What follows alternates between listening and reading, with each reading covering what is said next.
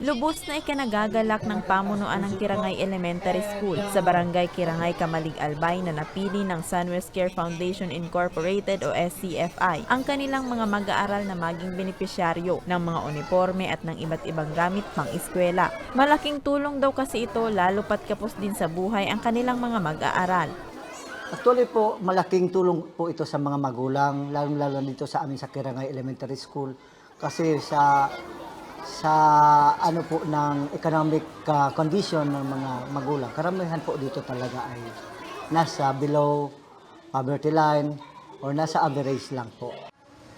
Nabigyan din ng kaparehong tulong ang mga estudyante mula sa Mabinit Elementary School sa Mabinit, Legazpi.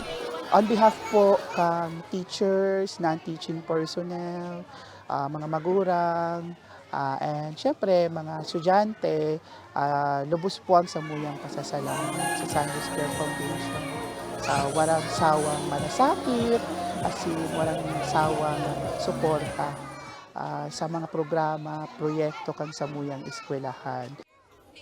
Ayon sa Executive Director ng SCFI na si Jimena Quiros, ang dalawang paaralan ay bahagi ng kanilang Adapt a School program. Taon-taon ay binibigyan nila ang mga ito ng nasabing tulong sa pagnanais na makapagbigay inspirasyon sa mga bata at maging instrumento tungo sa mas maayos na kinabukasan ng mga ito.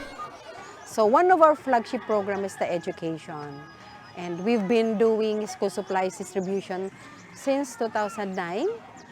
And particularly dun sa mga areas or barangay wherein the operation and development of Sunwest is located.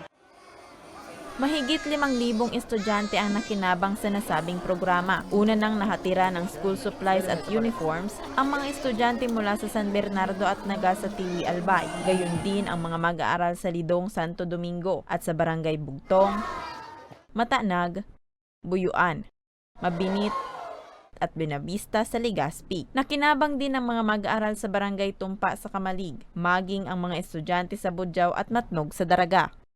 Dumayo din ang team ng SCFI sa Cagbulakaw sa Bakakay, pati na rin sa Akal, Morocborocan, Benavista, Tinupan, Viga, Karugkog, Linaw, Malubago at sa Pagkulbon sa bayan ng Rapu-Rapu para sa naturang pagtulong. Ang mga benepisyaryo mula kinder hanggang grade 3 ang nabigyan ng uniforme, habang school supplies naman ang natanggap ng mga benepisyaryo mula grade 4 hanggang grade 6 at daycare. It is our commitment to provide the educational needs of the children.